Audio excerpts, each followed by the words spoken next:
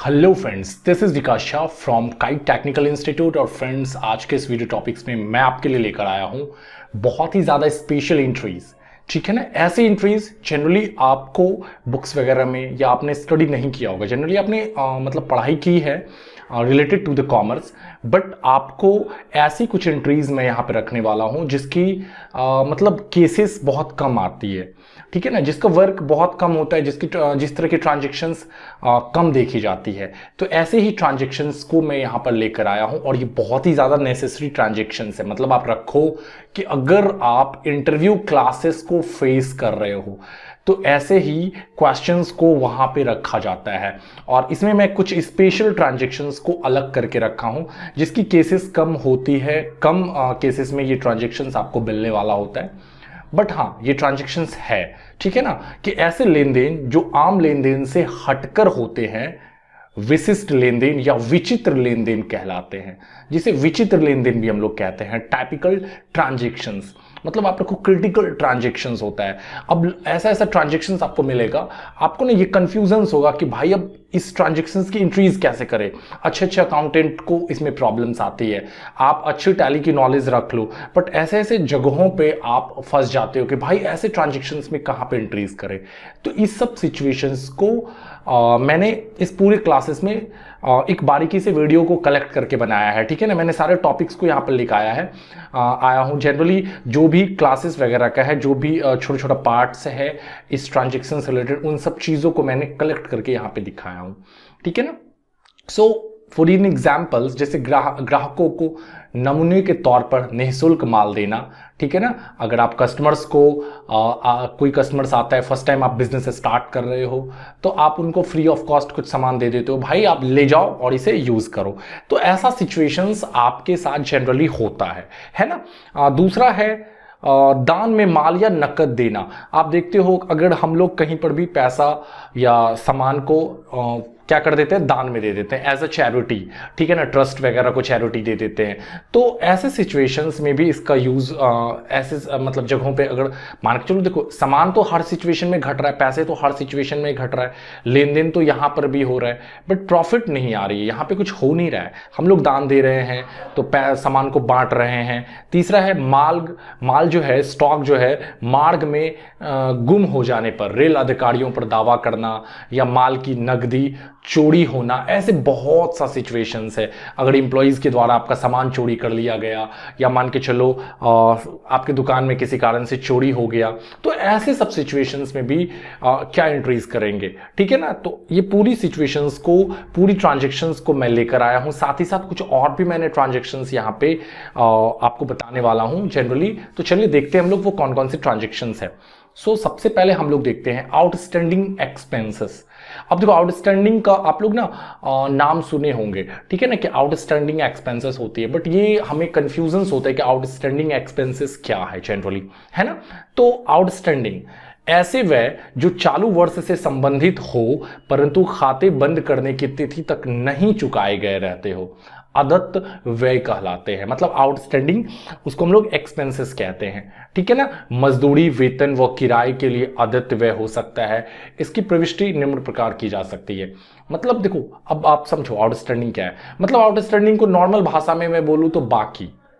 अगर आपको किसी को किराया देना है, ठीक है ना, रूम मालिक को किराया देना है या कोई स्टाफ है आपको, उसको सैलरी देनी है, तो आप क्या करोगे, उसको सैलरी देना है। तो अगर 10,000 उसकी सैलरी फ्लक्चुएट हो रही है, निकल रही है, तो आप क्या करोगे, उनको सैलरी दोगे। बट क्या हुआ कि हम लोग ना इस वर्ष उनको सैलरी नहीं दे पाए और हमारा खाता बंद हो गया। मतलब बिजनेस कब बंद होता है जनरली, 31 मार्च को बिजनेस बंद हो जाता है, 1 अप्रैल से फिर नया बिजनेस स्टार्ट होता है।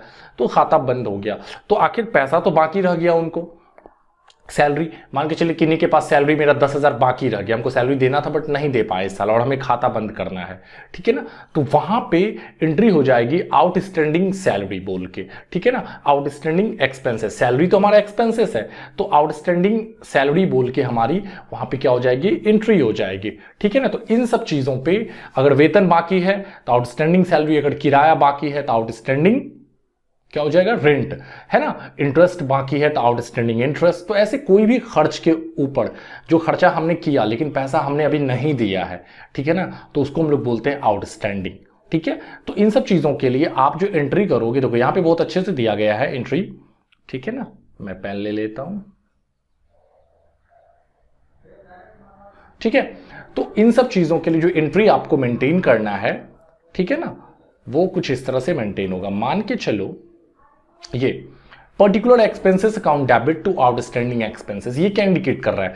ये एक मान के चलो आपको तरीका बता रहा है, ये इंडिकेट कर रहा है कि पर्टिकुलर एक्सपेंसेस, मान के चलो अगर आपके पास किसी के पास सैलरी आपका बाकी रह गया, ठीक है ना, सॉरी किसी को आपने सैलरी नहीं दिया तो सैलरी बाकी है आपके पास, तो आप एक्सपेंसेस क्या हो, सैलरी तो आपका एक्सपेंसेस है, तो यहां पे हो जाएगा सैलरी अकाउंट डेबिट, ओके। और टू में क्या हो जाएगा हमारा आउटस्टैंडिंग एक्सपेंसेस, मतलब आउटस्टैंडिंग सैलरी। तो जनरली आउटस्टैंडिंग को आप ओएस करके भी लिख सकते हो, ओएस आउटस्टैंडिंग। आप इसको ऑपरेटिंग सिस्टम मत समझिएगा, ठीक है ना, it's not operating system, outstanding, okay. तो आउटस्टैंडिंग एक्सपेंसेस, अगर किसी के पास आपका किराया बाकी रह गया तो आप सैलरी की जगह पे क्या कर दोगे, रेंट लिख दोगे, रेंट अकाउंट डेबिट और आउटस्टैंडिंग रेंट। तो जितना पैसा बाकी रह गया, मान के चलो आपका 10,000 बाकी रह गया, तो आप यहां पे 10,000 बैठा दोगे, यहां पर भी 10,000 बैठा दोगे। तो जनरली इस तरह से क्या होगा कि आउटस्टैंडिंग नेक्स्ट ईयर, अब ये हमारी आउटस्टैंडिंग एक तरह की लायबिलिटीज होती है हमारी, ठीक है ना, हमें उनको सैलरी पे करना है।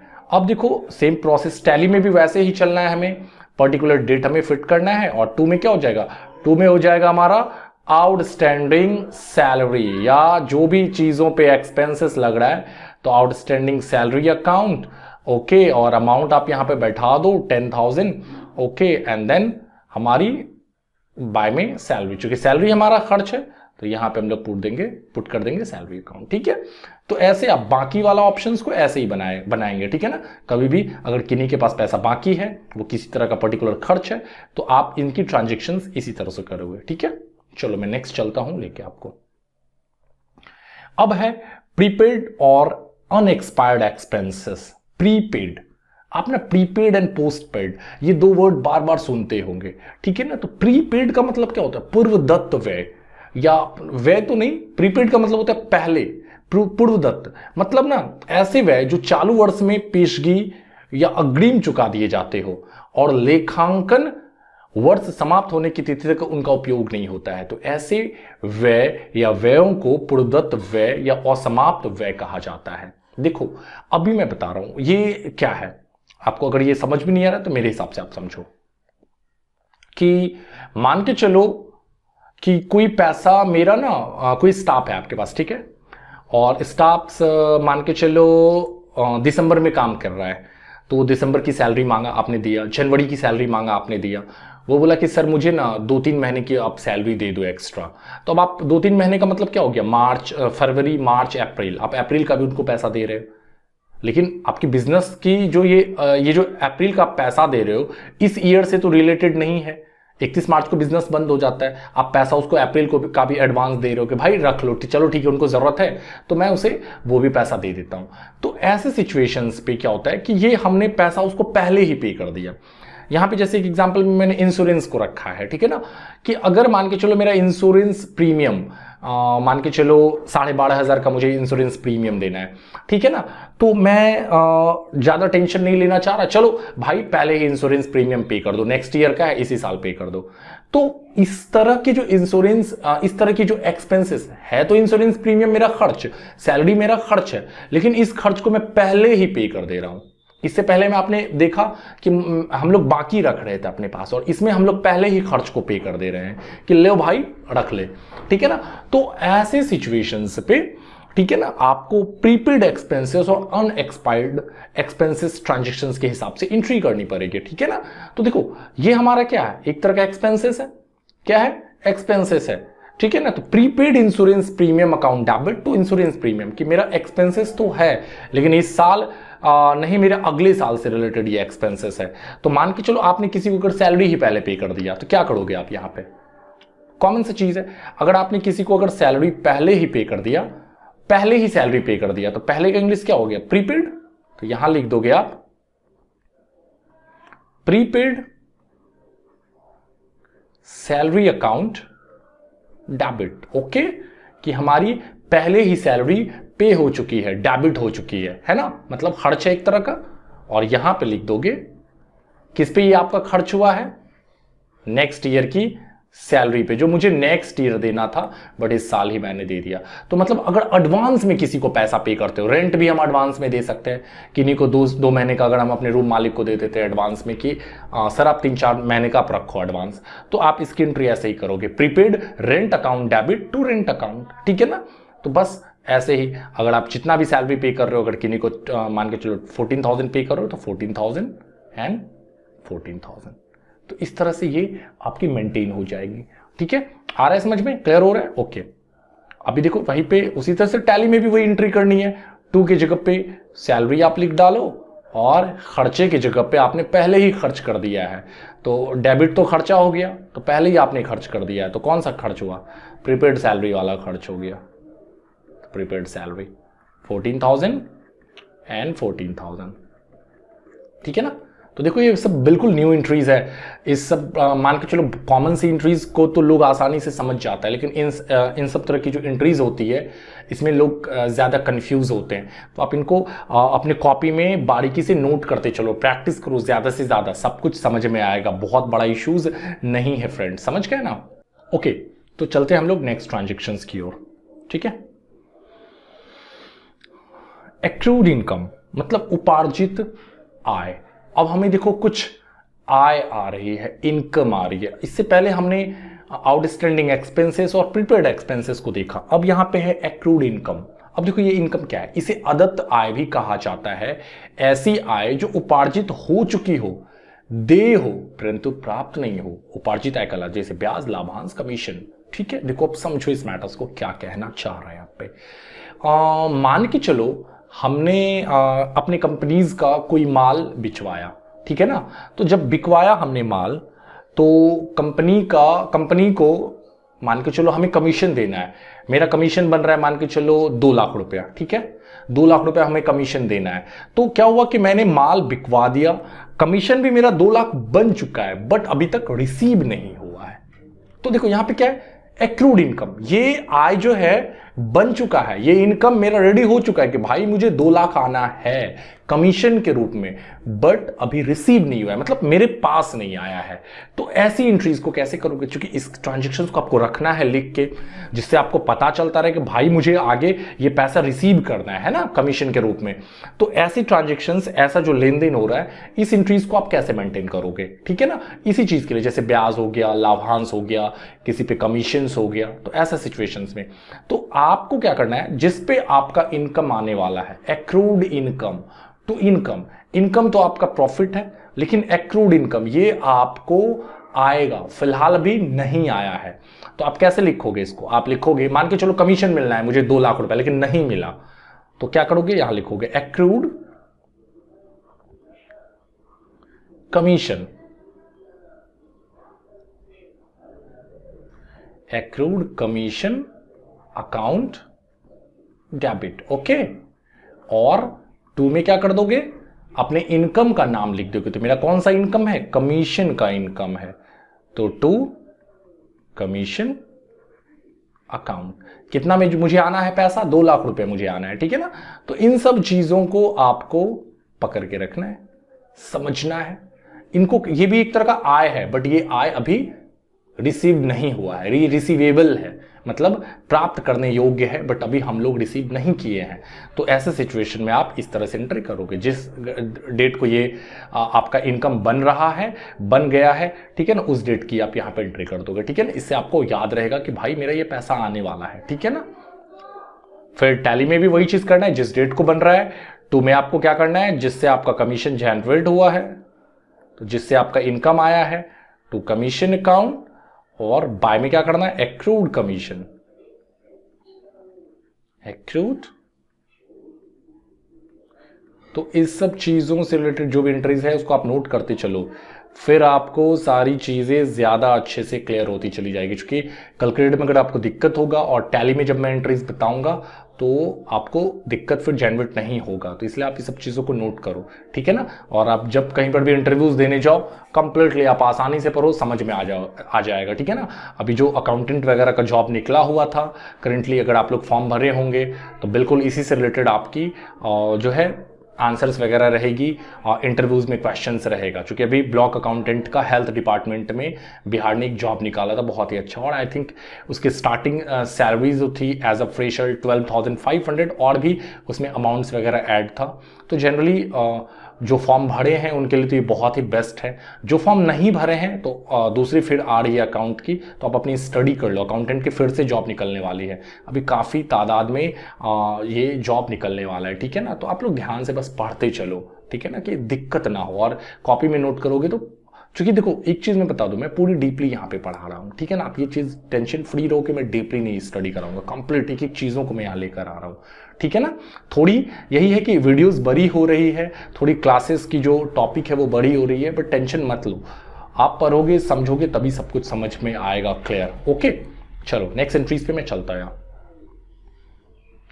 अनुपार्जित आय या अग्रिम प्राप्त आय, ठीक है ना, अनअर्न्ड इनकम और इनकम रिसीव्ड इन एडवांस।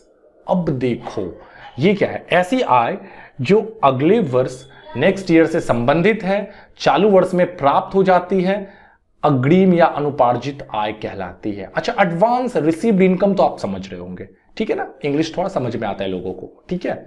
ये अनुपार्जित अग्रिम थोड़ा कंफ्यूज करता है लोगों को, ठीक है। फिर भी मैं इसलिए ऐसा वीडियोस बना रहा हूं कि जो सीबीएसई वाले हैं, जिनको इंग्लिश समझ में आती है वो भी समझे, और जो हिंदी वाले हैं वो भी समझे, ठीक है ना। तो चलो ट्राई करो जैसे आपको समझ में आ रहा है, जो आसान लग रहा है। मैं दोनों यहाँ पे यूज करूंगा, इंग्लिश हिंदी दोनों यूज करूंगा, ठीक है ना।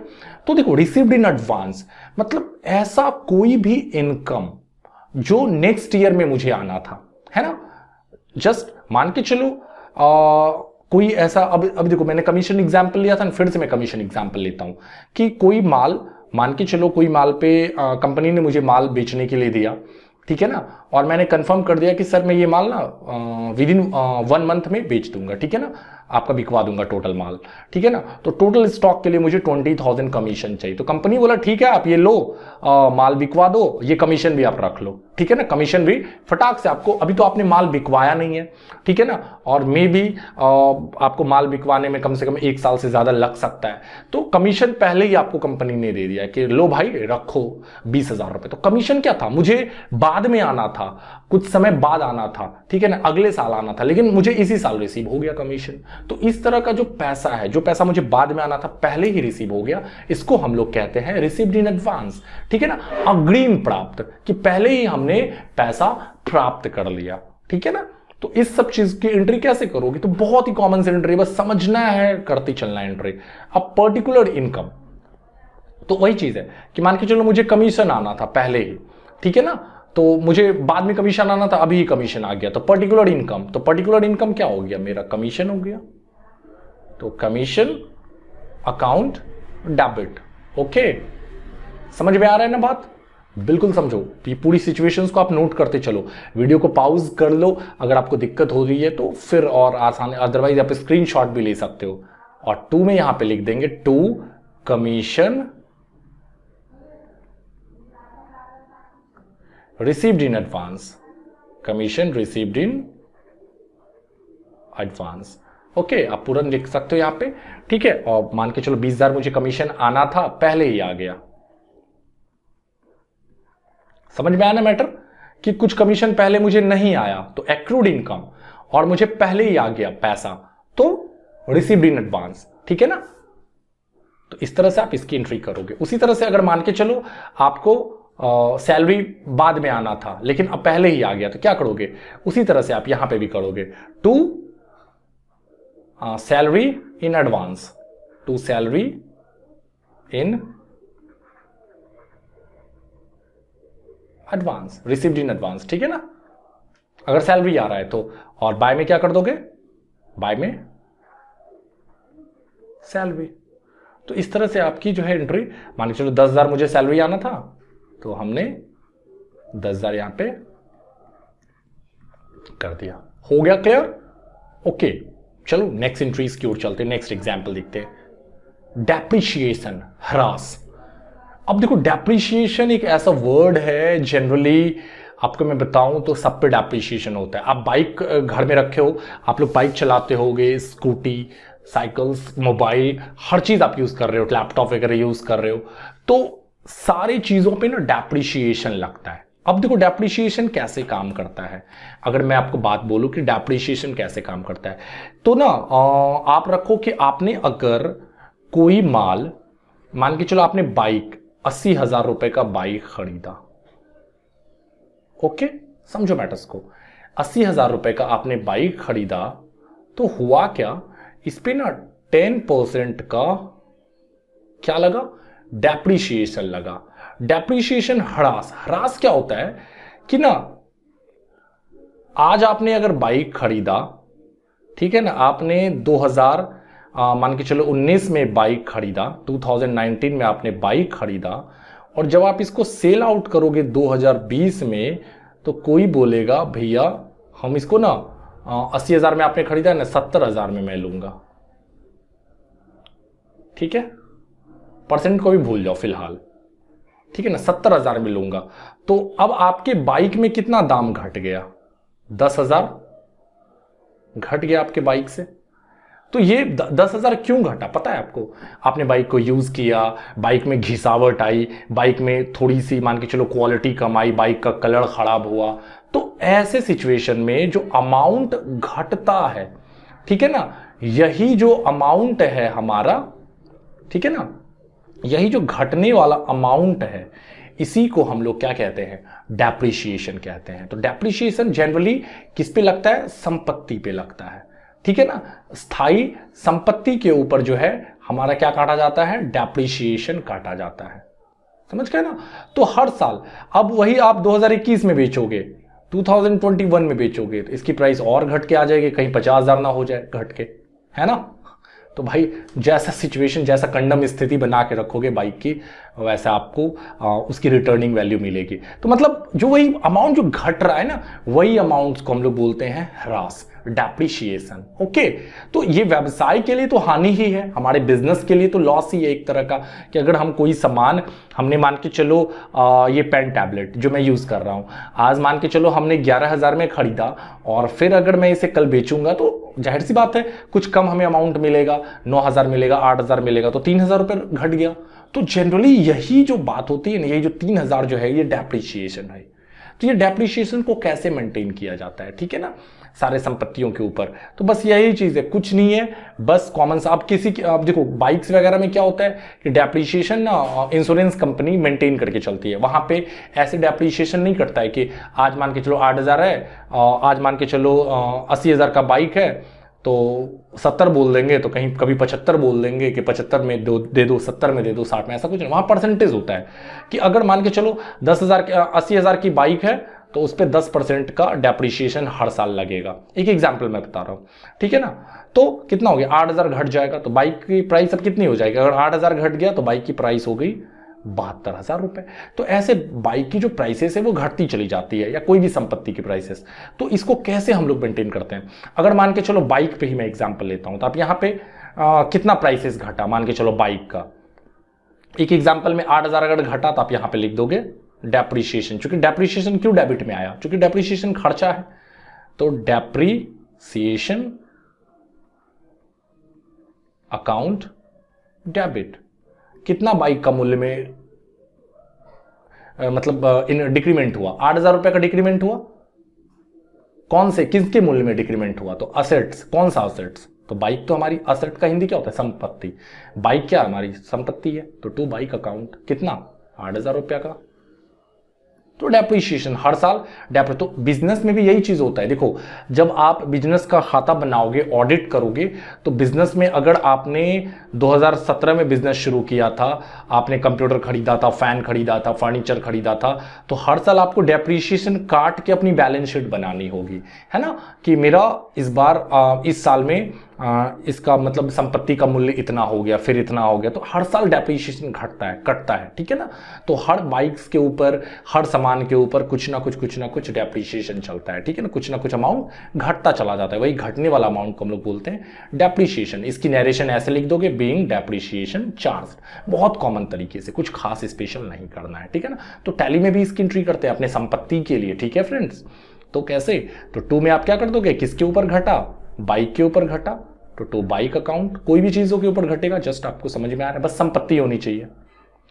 8000 और यहां पे क्या हो गया 2 डेप्रिसिएशन, बाय डेप्रिसिएशन, ठीक है ना। डेप्रिसिएशन हमारे लिए खर्चा है, तो सारे एक्सपेंसेस क्या होते हैं, डेबिट होते हैं, पता ही है आपको। अगर आपको वीडियोस में कोई प्रॉब्लम्स आ रही है डेबिट क्रेडिट को लेके, तो आप मेरी प्रीवियस की वीडियोस भी देख लो। मैंने डिस्क्रिप्शन में आपके पास, आप देखोगे डिस्क्रिप्शन में पूरी प्लेलिस्ट मैंने रख दी है, ठीक है ना। आई थिंक ये 9वां क्लासेस चल रहा है, ठीक है ना।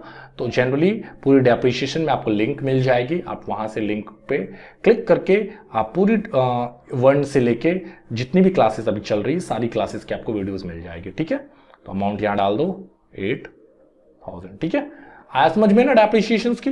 तो ये एंट्रीज बहुत ही ज्यादा रिक्वायरमेंट होती है, आपको जरूरत होती है, और क्वेश्चंस बहुत आता है डेप्रिसिएशन से, बहुत ज्यादा क्वेश्चन होता है, स्पेशल चैप्टर होता है, क्योंकि ना इंश्योरेंस कंपनीज वगैरह में जॉब करने जाओगे तो इससे रिलेटेड ज्यादा क्वेश्चंस होगा, ठीक है ना। मान के चलो बाइक की इंश्योरेंस, कार इंश्योरेंस, तो वहां पे डेप्रिसिएशन के बारे में आपको आइडिया होनी चाहिए कि डेप्रिसिएशन कैसे मेंटेन होता है, ठीक है ना। तो आप इसको पकड़ के रखो।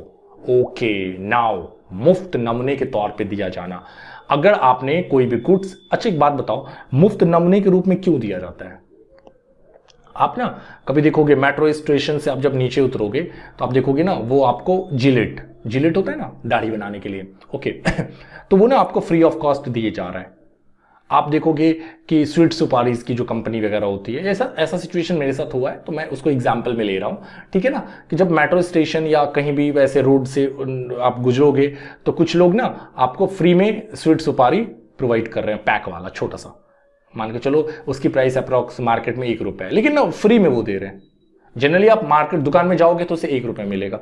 तो वो क्यों ऐसा करता है पता है, वो आपको ना ये बताता है कि देखो हमारी कंपनी की स्वीट सुपारी ना बहुत अच्छी है, मीठी है, ठीक है ना। जब भी परचेस करोगे तो आप टेस्ट कर लो। स्टार्टिंग में देखो आपको पता नहीं होता है कि हम जाके ये स्वीट सुपारी कहाँ से खरीदेंगे, कौन सी स्वीट सुपारी है मार्केट में, तो फ्री में पहले आपको बांट देती है। जिलेट कंपनी आपको दाढ़ी बनाने के लिए देती है कि 1-2 दाढ़ी आप जब बनाते हो आपको लगता है नहीं सॉलिड दाढ़ी बन रहा है, बहुत क्लीन सेफ हो रहा है। तो जब क्लीन सेफ जेनरेट हो रहा है तो आपको ऐसा लग रहा है कि भाई चलो नेक्स्ट, फिर से तो आपको मुफ्त नमूने के रूप में मिलेगा नहीं, तो आप क्या करोगे, जाके मार्केट से परचेस करोगे। तो स्टार्टिंग जो वो मुफ्त नमूने के रूप में दे रहा है, वो मुफ्त नमूना एक तरह का आपके लिए उनके लिए एडवर्टाइजमेंट है कि आप उस चीजों को यूज कर रहे हैं और आप जान रहे हो इसकी जो स्वाद है ऐसी है, ये जो मतलब सामान है बहुत ही अच्छा आपको सर्विस प्रोवाइड कर रहा है, बहुत अच्छी सेविंग हो जाती है इससे, ठीक है ना। तो ऐसे सिचुएशन में उसको हम लोग एडवर्टाइजमेंट अकाउंट बोलते हैं, क्या बट लेकिन एडवर्टाइजमेंट व्यवसाय के लिए तो खर्च ही है ना। मान के चलो अगर 10,000 स्टॉक है, 10,000 में से 2,000 हमने बांट दिया तो 8,000 स्टॉक बचा, सामान बचा, 8,000 स्टॉक मतलब पीसेस जिलेट गार्ड बचा। तो जनरली वो तो खर्च ही है एक तरह का हमारे व्यवसाय के लिए, तो क्या करोगे, वो एडवर्टाइजमेंट के रूप में खर्च है। तो ऐसे सिचुएशन में वही चीज करोगे कि आप लिखोगे एडवर्टाइजमेंट अकाउंट डेबिट और 2 में परचेज अकाउंट इसलिए लिखेंगे क्योंकि गुड्स आपका जा रहा है, कहीं ना कहीं से गुड्स तो हम लाए होंगे, ठीक है ना। मान के चलो अगर आप अपने दुकान की ही एडवर्टाइजमेंट कर रहे हो, कोई नया मसाला बेच रहे हो आप, तो घर घर आपने मसाला फ्री में पहुंचा दिया, तो आपने वो सब मसाला तो अपने पास जो स्टॉक किया वो तो परचेज किया हुआ ही स्टॉक किया था ना, खरीद के ही ने स्टॉक किया था, इसलिए परचेज किया हुआ सामान जो है चला गया हमारे यहां से, ठीक है ना। तो इसलिए परचेज क्रेडिट हो जाएगा इस जगह पे, तो एडवर्टाइजमेंट अकाउंट डेबिट और यहां पे परचेज हो जाएगा, मतलब 2 में क्या हो जाएगा, परचेज किया हुआ सामान। तो परचेज किया हुआ सामान तो 2 में लिख दोगे आप परचेज, टैली में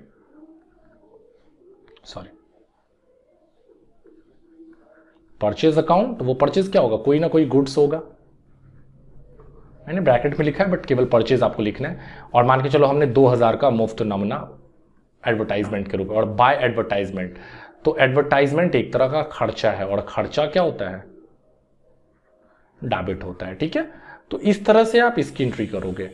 ऐसी ही एंट्री होती है अदर माल चोरी हो जाने की, तो दान में देने की। ठीक है ना, देखो दान के रूप में, नेक्स्ट जो एग्जांपल मैंने लिया, दान के रूप में माल दिया जाना। ठीक है ना, तो गुड्स गिवन एज चैरिटी। तो ऐसे सिचुएशंस में भी क्या हो रहा है हमारा कि हम लोग अगर किसी को दान में दे रहे हैं सामान, तो व्यवसाय के लिए तो हानि है, बिजनेस के लिए तो हानि है। बशर्ते आपको ऐसा लग रहा है कि पुण्य करने से ऊपर हमें जो भी मिलेगा, ठीक है ना, पुण्य मिलेगा तो आपको स्वर्ग मिलेगा, तो किसी को नरक मिलेगा। भाई सब स्वर्ग नरक यही है। ठीक है, तो ये जो पॉइंट ऑफ व्यूज होती है हमारी कि अगर हमें दान में देना है सामान, तो दान में अगर दे रहे हो तो वो व्यवसाय के लिए क्या है, व्यवसाय के लिए वो लॉस है। ठीक है ना, तो जनरली आप व्यवसाय के हिसाब से सोचो एज अ बिजनेसमैन। ठीक है ना, इंसानियत सोचोगे तो बेस्ट ऑप्शन है कि चैरिटी, दान करना चाहिए। अगर आपके पास पैसे हैं तो दान करो, मैं बिल्कुल आपको रोक नहीं रहा इस सब चीजों से। ठीक है ना, तो व्यवसाय के लिए लेकिन ये हानि है। ठीक है ना, अगर बिजनेस को आप मेंटेन कर रहे हो, स्टॉक अच्छे ढंग से लेके चल रहे हो, तो वहां पे भाई सॉफ्टवेयर तो रोबोट है, वहां जो डालोगे वही फुलफिल होगा, उनको दान पुण्य से मतलब नहीं है। ठीक है ना, तो यहां पे भी क्या हो रहा है कि हमारी हानि हो रही है, लॉस हो रही है। मैं ऐसे फ्री में बेच रहा हूं, फ्री में बेच नहीं रहा हूं, फ्री में सामान को दे रहा हूं या पैसे दे रहा हूं। ठीक है ना, आप पैसे भी दान में दे सकते हो। तो दोनों चीज, दोनों में क्या हो रहा है, अगर आप सामान दान में दे रहे हो तो परचेज किया हुआ सामान जा रहा है टू परचेज, अगर पैसा दान में दे रहे हो तो टू कैश, पैसा जा रहा है। तो दोनों सिचुएशन में, तो दान को इंग्लिश में चैरिटी बोलते हैं, बट बहुत कॉमन सा ऑप्शन है। तो चैरिटी अकाउंट डेबिट, R2 में, और परचेज अकाउंट अगर पैसा दोगे तो 2 में यहाँ पे कैश लगा दोगे, बस कॉमन से एंट्रीज बन के रेडी हो जाएंगे। यहाँ पर भी वही चलेगा, अगर पैसा दे रहे हैं दान में तो 2 कैश अकाउंट, और अगर सामान दे रहे हैं दान में तो 2 परचेज अकाउंट, PURCHASE। ठीक है ना, परचेज अकाउंट, अगर 10,000 का हमने दान दे दिया तो 10,000 रुपए, और बाय में क्या हो जाएगा, बाय में आपका चैरिटी। चैरिटी एक तरह का खर्चा है हमारे लिए, क्या है चैरिटी, खर्चा है, तो चैरिटी अकाउंट। ओके सर, चलो आगे बढ़ूं मैं। अब देखो, माल हो जाता है चोरी, पैसा हो जाता है चोरी, चोर के द्वारा, कर्मचारी के द्वारा, है ना। तो क्या करोगे ऐसे सिचुएशन में, तो वही चीज यहां पे दे रहा है कि यदि कोई कर्मचारी व्यवसाय से माल या नकद की चोरी कर ले तो यहां पे थेफ्ट अकाउंट बनता है, चोर का थिप, यहां से थेफ्ट बना। ठीक है ना, तो चोरी जो हुआ, थेफ्ट अकाउंट, ये हमारे लिए प्रॉफिट हुआ या लॉस हुआ, खर्चा हुआ या इनकम हुआ, भाई यहां पर भी हो गया खर्चा। मतलब थेफ्ट अकाउंट, जाहिर सी बात है खर्चा है तो ये डेबिट होगा ही। और मेरा जा क्या रहा है, परचेज किया हुआ सामान जा रहा है, नहीं तो बचाया हुआ धन जा रहा है, पैसा, मतलब ये हो जाएगा क्रेडिट। बस इन सब चीजों को फोकस करो और एंट्री बना दो फटाक से।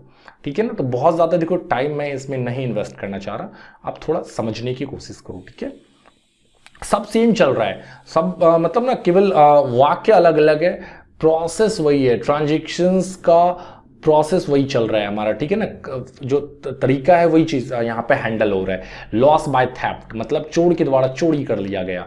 ठीक है ना, तो लॉस बाय थेफ्ट, अगर 10,000 का माल चला गया मेरा, 10,000 का कोई माल चोरी कर लिया तो 10,000 रुपया। ठीक है ना, अगर मान के चलो पैसा कोई चोरी कर लिया तो 10,000 का पैसा चोरी कर दिया। ठीक है ना, आप मान के चलो कोई 5,000 का सामान चोरी कर लिया, ठीक है ना, तो क्या करोगे, परचेज की जगह पे लगा दोगे 5,000। तो मैटर वही चीज है कि अगर पैसा चोरी किया तो loss by theft account debit to cash. ठीक है ना, अगर कोई सामान चोरी कर लिया तो loss by theft account debit to purchase. अगर मान के चलो दोनों चोरी कर लिया तो फिर क्या करोगे, loss by theft account debit, कितना माल आपका चोरी किया और कितना कैश आपका चोरी किया, ऐसे एंट्री कर दोगे, है ना। एक एक किया तो पर्टिकुलर एंट्री करोगे, दोनों चोरी कर लिया तो दोनों डाल दो, कोई दिक्कत नहीं है, कोई अलग से स्पेशल पैकेज कोड नहीं जनरेट करना है, बस सोचना है, समझना है और बैठा देना है। ठीक है ना, काम हो जाएगा। तो लॉस बाय, यहाँ पे पैसा जा रहा है, खरीदा हुआ सामान जा रहा है तो क्रेडिट हो गया, और लॉस बाय थेफ्ट खर्चा है तो खर्चा हमेशा डेबिट होता है। बस 2 में यहाँ पर वही डाल दो, अगर पैसा चोरी किया तो 2 कैश, अगर सामान चोरी किया तो 2 परचेज, और यहां पे लॉस बाय थेफ्ट अकाउंट। ठीक है, जितना का चोरी, अगर 15,000 का चोरी कर लिया तो 15,000। तो इन सब चीज़ों को भी आपको अकाउंट में रिकॉर्ड करना बहुत नेसेसरी है। चलो नेक्स्ट को देखते हैं हम लोग। अब भी देखो ऐसा सिचुएशन है, ऐसा भी सिचुएशन आता है, देखो सिचुएशंस चेंज हो रहा है। यदि चोरी गए माल एवं रोकड़ का कुछ भाग प्राप्त हो जाए, ठीक है ना। देखो होता क्या है कि अगर मान के चलो कोई बंदे ने चोरी कर लिया, आपने पुलिस कंप्लेन किया, पुलिस कंप्लेन करने के बाद अगर 2 लाख का माल था आपका, 2 लाख का माल में से मान के चलो आपको 1 लाख का माल रिकवर हो गया, उनसे पूछताछ करके छानबीन करके 1 लाख का माल आपके पास आ गया। 1 लाख का माल आपका लॉस में चला गया। 1 लाख का माल तो गया, लेकिन 1 लाख, चलो 50,000 का माल आ गया और 1.5 लाख का माल आपका चला गया, ठीक है ना, कोई दिक्कत नहीं है, ठीक है। एग्जाम्पल मैं बता रहा हूं, आप टेंशन मत लो, आपका नई माल जा रहा है। तो क्या है कि 50,000 का माल छानबीन करने से चोर ने लौटा दिया और 1.5 लाख का माल वो खर्च कर दिया, तो 1.5 लाख लॉस में चला गया। एक बात बताओ, 1.5 लाख लॉस में चला गया तो लॉस है मतलब खर्चा है, तो ये डेबिट होगा ना। अगर मान के चलो कुछ माल हमारे पास आ रहा है, ठीक है ना, आने वाला माल, तो आने वाला क्या होता है, वो भी तो डेबिट होता है। आने वाला, अगर माल आ रहा है तो वहां पे रियल अकाउंट बन गया, तो अगर पैसा आ रहा है तो वो भी रियल अकाउंट है। तो ऐसे ही आपको सोचना है कि मतलब, अब देखो एक एग्जांपल अगर मैं दूं कि अगर हमारे पास ना 2 लाख रुपया मेरा चोरी हो गया, ठीक है, यहां पे एग्जांपल नहीं है बट मैं आपको दिखाता हूं। 2 लाख चोरी हो गया, जिसमें से 50,000 रुपया जो है, 50,000 रुपया कैश जो है वो आ गया हमारे पास, है ना, 50,000 रुपया रिकवर हो गया। तो लॉस कितना का हुआ, अगर मैं बताऊं पीएल मतलब प्रॉफिट एंड लॉस, अगर प्रॉफिट एंड लॉस क्रेडिट में हो तो मतलब समझो प्रॉफिट है, अगर profit and loss account debit में हो तो समझो लॉस है। तो 1,50,000 का क्या हो गया, आपको लॉस हो गया, तो इसको डेबिट में दिखा दो, क्योंकि हमें खर्च लॉस हो गया। ये अमाउंट मेरे पास आ गया, तो कैश क्या है, रुपया क्या है हमारे लिए, रुपया रियल अकाउंट है, तो कैश आ गया, तो कैश कम्स इन, तो आने वाला डेबिट, तो ये भी हो गया डेबिट। और ये पूरी प्रोसेसिंग कितने रुपए के बीच हुई थी, 2 लाख रुपए के बीच, तो लॉस बाय थेफ्ट अकाउंट क्या हो जाएगी, क्रेडिट हो जाएगी। टोटल अमाउंट कैसे इसकी एंट्री दिखाओगे, अगर कैश के हिसाब से चलते हैं तो मेरे पास ना कैश, देखो यहां पे चलते हैं, 2 लाख का माल था, 2 लाख का चोरी हुआ था। चलो पहले मैं ये चोर वाली एंट्री कर देता हूं, 2 लाख का माल चोरी, 2 लाख रुपया चोरी हुआ था, एक एग्जाम्पल में रुपया को लेके चल रहे हैं यहां पे, ठीक है। 2 लाख रुपया चोरी हुआ था, जिसमें से 50,000 रुपया रिकवर हो गया मारपीट करके, ठीक है ना। चलो 50,000 रुपया आ गया, तो लॉस कितना लग गया, 1,50,000 का लॉस लग गया। ये खर्चा, ये पैसा आ गया, तो टोटल 2 लाख का, ऐसे एंट्री मार दोगे। अगर सामान के साथ भी ऐसा ही होगा कि अगर मान के चलो 2 लाख का सामान चला गया, तो यहां पे बस जहां मान के चलो कैश की जगह पे हमने 50,000 रिकवर किया, हमने मान के चलो यहां पे हम लिख सकते हैं कि परचेज की जगह पे, तो गुड्स के साथ हुआ तो परचेज के सामने रखेंगे, माल चोरी हुआ तो परचेज के सामने, और अगर पैसा चोरी हुआ तो कैश के सामने। प्रॉफिट एंड लॉस सेम जगह पे जाएगा। मतलब एक एग्जांपल चलो मैं दे देता हूं इसका भी, 3 लाख का माल था एक एग्जांपल्स में, ठीक है, और 3 लाख के माल में से 80,000 का माल जो है हमारे पास आ गया, चोरी हो गया था माल, तो 80,000 का माल आ गया, तो क्या करोगे यहां पे हो जाएगी 80,000 की एंट्री, ओके, यहां पे 80,000 की एंट्री हो जाएगी। और जो प्रॉफिट एंड लॉस के वाला जगह है यहां पे क्या हो जाएगी, मतलब मेरे पास 2,20,000 का लॉस हो गया, तो यहां पे कर दोगे 2,20,000 की एंट्री, ठीक है ना। और 80,000 का माल आ गया हमारे पास जो रिकवर हो गया पूछताछ करने से, और इतना 2,20,000 रुपया मेरा लॉस हो गया। टोटल माल कितना चोरी हो गया था मेरा, 3 लाख का माल मेरा चोरी हो गया था, ठीक है ना। तो ऐसे ही हैंडल करना है इन सब मतलब क्वेश्चंस को, बहुत ज्यादा क्रिटिकल मत सोचो, टेंशन मत लो इन सब चीजों को। तो बस इसकी टेलीमेंट्री करोगे, तो कैसे करोगे टेलीमेंट्री, वही चीज ना अपनाना है, आप जस्ट मैंने बताया ना वही चीज अपनाना है कि हमें यहां पे देखना है कि हमारा क्या है। तो 2 में कितना का माल चोरी हुआ, अगर मैं माल को लेके चलता हूं तो 3 लाख का माल हमारा क्या हो गया, चोरी हो गया था। इसमें से मेरे पास मान के चलो कितना का माल आ गया, मान के चलो इसमें से मेरे पास आ गया परचेज के जरिए, ठीक है ना, 80,000 का माल रिकवर हो गया, ठीक है, और लॉस लग गया हमें 2,20,000 का। सवाल मिल गया। अगर कैश होता तो वही चीज 3 लाख रुपए कैश, अगर मैंने कैश यहां पे दिखानी थी तो उस हिसाब से मेंटेन करते। तो देखो कुछ भी खास नहीं, कैश के साथ हो और परचेज के साथ हो, दोनों को सेम तरीके से लेके चलते हैं, ठीक है फ्रेंड्स। ओके, देखता हूं मैं आगे भी एंट्री है, नहीं है, ठीक है। तो इतनी एंट्रीज मैंने यहाँ पे एग्जाम्पल पे रखा। टोटल 9 एंट्रीज थी जिसको आपको अच्छे से देखना है, समझना है और अच्छे से कैलकुलेशंस आपको करनी है, पूरी चीज़ों को माइंड पे रखना है, ठीक है ना। वीडियो को पॉज करके वीडियो के स्क्रीनशॉट लेके वीडियो के साथ जो करना है करो, लेकिन पूरी चीज़ों को अच्छे से नोट कर लो, ठीक है ना, और उसको माइंड में रखो, ठीक है। क्योंकि इंटरव्यूज जो अकाउंटेंट वाला होने वाला है उसमें आपको बहुत सी क्वेश्चन इन सब चीज़ों से रहने वाले हैं, ठीक है ना फ्रेंड्स। तो इसलिए अगर आपके साथ कोई प्रॉब्लम इश्यूज जनरेट हो रहा है तो अभी आप बता दो कमेंट सेक्शंस में, ठीक है ना, मैं बिल्कुल उनसे रिलेटेड सारे क्वेश्चंस को सॉल्व करूंगा। और देखो टैली के लिए एक्सेल बहुत ज़्यादा रिक्वायरमेंट है, तो एक्सेल की भी वीडियो आ ही रही है, आप देख ही रहे हो। एक्सेल की भी स्पेशल वीडियोस हमने लॉन्च किया हुआ है, ठीक है। तो अभी कुछ देर बाद एक्सेल की भी वीडियोस आएगी, तो उसको भी आप जाके लाइव स्टडी कर सकते हो, क्योंकि टैली एंड एक्सेल दोनों हमारे लिए बहुत ही ज़्यादा महत्वपूर्ण है। तो फ्रेंड्स, अगर कोई इश्यूज जनरेट हुआ हो तो प्लीज़ आप मुझे बताइए क्या प्रॉब्लम्स आ रही है कहीं, और जो भी क्वेश्चंस मैं आपको देता हूं आप उस क्वेश्चंस की अच्छे ढंग से प्रैक्टिस करो, क्योंकि क्वेश्चंस की आप जब प्रैक्टिस करोगे तभी सारी क्वेश्चंस आपके लिए सही ढंग से क्लियर हो पाएंगे। अदरवाइज फ्रेंड्स आपको बहुत सारी दिक्कत आने वाली है। शायद मैंने कुछ क्वेश्चंस पिछले में दिया था आपको, क्या, हाँ मैंने आपको कुछ क्वेश्चन दिया था, चलो मैं इसको फटाफट सॉल्व कर देता हूँ। ओके, सो क्वेश्चंस तो बड़ी है बट कोई दिक्कत नहीं है। यहाँ पे देख लो, पिछले जो क्वेश्चन दिया था मैंने, क्या था, started business with cash machinery, बस मिलाओ आप फटाफट, तो क्या हो जाएगी, आप फटाफट सॉल्व करने की भी कोशिश करो। अगर आपसे हो रहा है सॉल्व तो आप फटाक से सॉल्व करो और मुझे फटाफट बताओ क्या आ रहा है आंसर आप लोगों का, ठीक है ना। तो कैश क्या हो जाएगी, cash debit, machinery debit, furniture debit और 2 में कैपिटल अकाउंट। टोटल अमाउंट को जोड़ के दिखा दो, तो इसकी एंट्री हो जाएगी cash account debit 5 lakh, machinery account debit 1 lakh है ना, हाँ, और फर्नीचर अकाउंट डेबिट 80,000, मतलब टोटल कितना हो गया, 6,80,000 हमारी क्या हो गई, कैपिटल हो गई। चलो आगे बढ़ता हूं, मैं देखता हूं। Receipt salary R S 5500 and printing cost 1300 and commission 1700। चलो तो क्या होगी, रिसीव कर रहा हूं ना, ये तीनों हमारे लिए इनकम है, सिंगल एंट्री आप बना लो इसके लिए। तीनों कैसे आ रहा है, कैश आ रहा है, तो कैश अकाउंट डेबिट कर दो, ठीक है ना,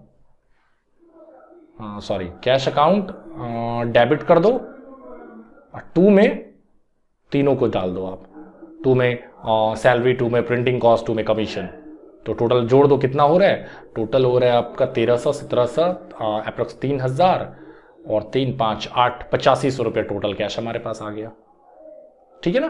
तो cash account debit 2, salary account 5500, 2 printing cost 1300, 2 commission 1700, ठीक है, क्लियर हो जाएगी इस तरह से। नेक्स्ट एंट्रीज को मैं देखता हूं। Purchase a computer worth RS 20,000 का 10% cashback from Paytm. Okay, cashback मिला मुझे पेटीएम से, ठीक है ना, कितना का, 10% का कैशबैक मिलना। चलो तो बहुत ज़्यादा क्रिटिकल है नहीं, कैशबैक से रिलेटेड अगर आपको दिक्कत आ रही है तो प्रीवियस वाली वीडियो देखो, वो क्लियर हो जाएगी, ठीक है ना। तो 10% कैशबैक फ्रॉम पेटीएम, तो क्या एंट्री करोगे, परचेज किया कंप्यूटर, तो कंप्यूटर अकाउंट डेबिट कर दो ना, कंप्यूटर अकाउंट डेबिट। ओके, तो कितना का है, 20,000 का कंप्यूटर डाल दो यहाँ पे, और 2 में क्या करोगे, 2 में करोगे कैश, कैसे मैं पे कर रहा हूँ, कैश के जरिए पे कर रहा हूँ ना, ओके, तो 2 कैश अकाउंट, और अगर आप पेटीएम के थ्रू आई थिंक पे कर रहे हो तो 2 में यहाँ पे लिख सकते हो, ठीक है ना, 2 बैंक अकाउंट, कैश की जगह पे बैंक भी आप यूज कर सकते हो, और 2 में कैशबैक।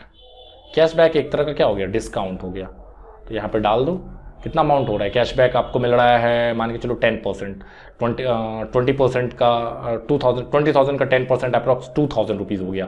तो 18,000 रुपया आपका बैंक से चला गया जो आपने पे किया यूपीआई के जरिए, और 2,000 आपको कैशबैक मतलब डिस्काउंट मिल गया। ठीक है, तो इस तरह से एंट्री हो जाएगी। Computer account debit to cash या बैंक अकाउंट 18,000 और टू में कैश बैक अकाउंट 2,000। क्लियर हो गया? चलो आगे देखता हूं मैं।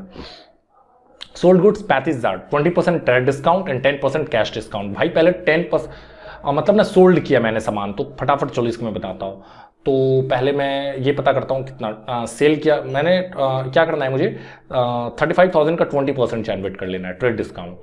तो कितना हो जाएगा, 35 दूनी 70, अप्रॉक्स 20/100। क्लियर करो, देखो कट गया तो कितना हो रहा है 0 0 और इधर हो गया लगभग 20% हो गया 7,000।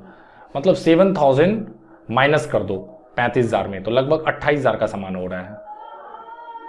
ओके 28,000 का सामान यहां पे हो रहा है। तो अब यहां पे क्या हो जाएगा, एंट्री हो जाएगी इसकी cash account debit, discount account debit, और 2 में हो जाएगी सेल्स अकाउंट। ठीक है ना, देखो खुद से थोड़ा बनाने का कोशिश करो आप लोग, बहुत बड़ा इश्यूज नहीं है। तो कैश, तो पहले मैं सेल्स में बता देता हूँ। टोटल सामान की कीमत कितनी हो गई, 28,000 रुपया। कैसे हुई ये चीज, तो आप प्रीवियस वाले वीडियो देखो भाई, ये भी चीज क्लियर हो जाएगी। ठीक है ना, डिस्काउंट की मैंने स्पेशल सा एक पूरा क्लासेस बना के रखा है लगभग 38 मिनट का। ठीक है, तो इसमें कैश अकाउंट डेबिट, तो कैश अकाउंट डेबिट अब देखो डिस्काउंट कितना 28,000 का, फिर बोल रहा है कैश पे 10% का डिस्काउंट है। तो 28,000 का अगर 10% निकालोगे तो आई थिंक कितना हो रहा है 2,800 रुपया। देख लेता हूं मैं, ये कट कर दो, ये कट कर दो, तो कितना हो रहा है 2,800 रुपया हो रहा है। तो 2,800 रुपया हमारा क्या हो गया, 2,800 रुपया हमारा हो गया डिस्काउंट, और 28,000 में से 2,800 माइनस कर दो ना, कितना हो रहा है 28,000 में से 2,800 माइनस कर दो तो 0 0 2 5 2, 25,200 रुपया हो रहा है। सही है ना, हाँ 25,200 रुपया हो रहा है। ठीक है, 25,200, तो ये हो जाएगा एंट्री। आप मिला लो 25,200 जो है मतलब कैश अकाउंट डेबिट 25,200। ठीक है ना, 25,200 and discount account 2,800 and to sales account 28,000। ठीक है ना, इस तरह से मेंटेन हो गया। तो मतलब cash account debit, discount account debit, to sales account, इस तरह से आप एंट्रीज को मेंटेन कर सकते हो। एक और एंट्रीज लास्ट है, चलो इसको फटाक से क्लियर कर दूं कि purchase good 15,000 from Hrithik store, paid वाली 9,000 कैश। ओके, मतलब ऋतिक स्टोर से हमने सामान खरीदा और केवल हमने कितना पे किया है 9,000 पे किया। तो क्या करना है एंट्री, इसमें थोड़ी उधार वाली एंट्री भी है और थोड़ी कैश वाली भी एंट्री है। तो आप परचेज कर लो ना, purchase account debit, purchase account debit में कितना का सामान आप परचेज कर रहे हो 15,000 का, ये डेबिट में हो जाएगा, और 2 में कैश और 2 में Hrithik store, to Hrithik store. तो कैश में कितना दे रहे हो 9,000 रुपया कैश दे रहे हो, तो ऋतिक स्टोर के पास कितना बच रहा है, देना है आपको 6,000 रुपया। मतलब परचेज अकाउंट डेबिट 15,000 रुपया, टू कैश 9,000 रुपया, टू ऋतिक स्टोर 6,000 रुपया। तो हमारी इस तरह से एंट्री बन गई पांचवी भी। ठीक है ना, तो फ्रेंड्स तो आई थिंक कि आप अपने हिसाब से इस जब चीज़ों को टोटल स्पीड्स में सॉल्व करते चलो, ज़्यादा स्पीड्स रखो सॉल्व करने के लिए, कहीं बहुत बड़ा इश्यूज है नहीं। और कोई दिक्कत जनरेट है कमेंट सेक्शंस में लिखो, कुछ भी प्रॉब्लम्स हो, कोई भी टॉपिक से रिलेटेड आपको वीडियोस चाहिए, ठीक है ना, तो आप मुझे कमेंट सेक्शंस में बताओ। अगर तो हम लोग ट्राई करेंगे उन सब चीज़ों को और भी यहाँ पे लाने का, और जो भी कंप्यूटर से रिलेटेड अभी एग्जाम्स होने वाला है, जॉब से रिलेटेड, ठीक है ना, वो सारी चीज़ों को मैं यहाँ पे लाऊंगा। तो प्लीज़ अगर आप ऐसे ही वीडियोस फर्स्ट टाइम आप आ रहे हो तो चैनल्स को ज़रूर सब्सक्राइब कर लो, और अगर आप बार बार आ रहे हो तो ज़्यादा से ज़्यादा शेयर करो, लाइक करो। Thank you.